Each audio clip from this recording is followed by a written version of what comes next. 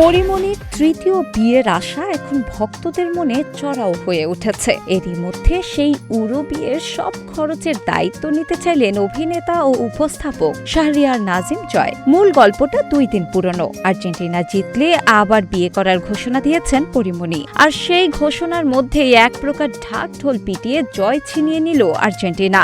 এখন স্বপ্ন পূরণে আর এক ধাপ। এরপরই হয়তো ভক্তদের মন রক্ষা করতে বিয়ে করবেন পরি, এমনটাই আশা করে বসে আছেন এখন তারা। আর সেই আশা পূরণের খরচ বহন করতে চেয়ে সম্প্রতি একটি ফেসবুক পোস্ট শেয়ার করেছেন অভিনেতা জয়। তিনি লিখেছেন, নিজের একটা ভুলের জন্য পরিমণির কাছে ফোন করে ক্ষমা চেয়েছিলাম, ক্ষমাও পেয়েছি। আর্জেন্টিনা জিতলে যদি সত্যি সত্যি ও বিয়ে করে, তবে ভাই হিসেবে বিয়ের যাবতীয় খরচের দায়িত্ব আমি নিলাম।